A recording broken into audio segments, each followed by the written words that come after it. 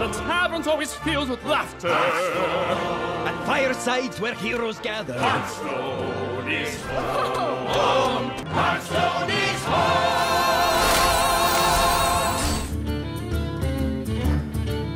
What up, BlizzCon? My name is Ben Brode. I'm the game director on Hearthstone. And my name is Ben Thompson. I'm the art director on Hearthstone. Mean Streets of Gadgetzan just totally capped off the year of the Kraken. Ah, Gadgetzan, the city of opportunity. It was a fantastic set, not only because the vibe was so much fun. What does a Gadgetzan look like on a long enough timeline? How big does a city like that get? And ultimately, what kind of crime families come out of such an environment? 3 major ones, as it turns out. We've got Kazakus leading the Cabal, the magic users of the group. The Jade Lotus? Yeah. Yep, Jade Lotus. Lotus. With their Jade Golems that they were trying to take over the city of Gadgetzan and eventually the world. Had a good stab at it, but really the grimy goons had a lot to say about that, as it turns out. As fun as the Year of the Kraken was, the Year of the Mammoth is just getting started.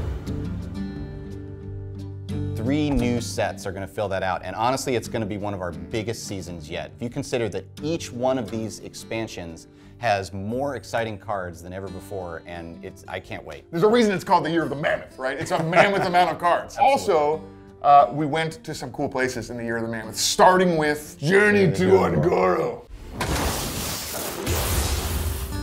One of my favorite sets already, just based on the fact of who doesn't love dinosaurs, and elementals to boot. The dinosaurs are exploding with elemental energy and adapting. That was one of our cool new mechanics for the set, where dinosaurs could adapt and gain new powers over the course of the game. Probably the biggest thing that we added was the new quest mechanic. Oh yeah.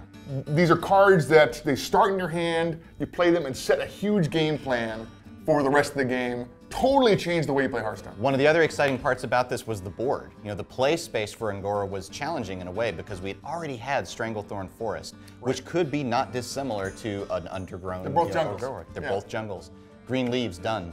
But as it turns out, there's more to it than that. What I love about the board is for weeks, players were trying to figure out how to explode the volcano, because it was happening like accidentally on people's streams.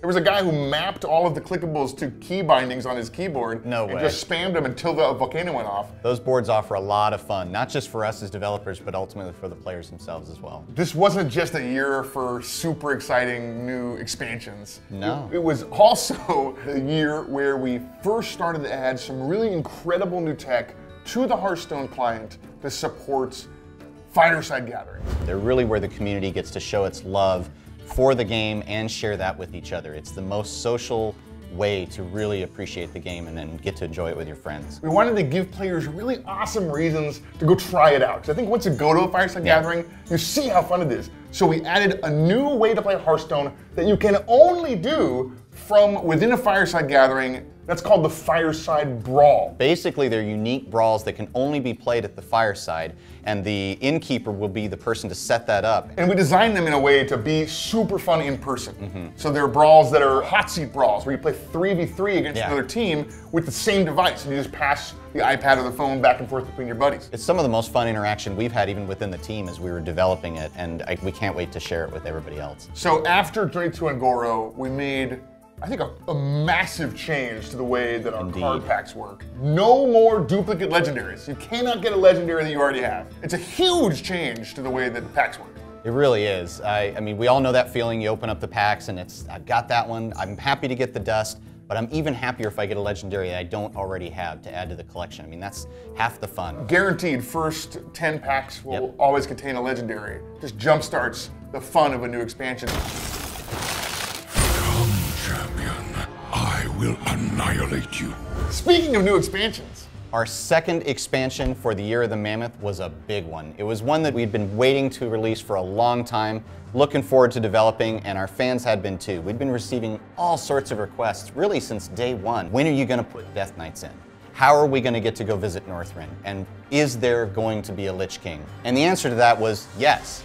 We brought Death Knights in. It wasn't the way people were expecting. I think it was better. We took we didn't our just add one 9 Death Knight. heroes. Yeah, we had 9. What do 9 different types of Death Knights look like when you've taken some of the most powerful heroes in Azeroth and turned them into Death Knights? And some of them were pretty horrifying, and it was truly creepy, terrifying. Yeah. And they made a huge impact on the gameplay, right? And they themselves are a totally different card type. We got a new card type in the form of hero cards.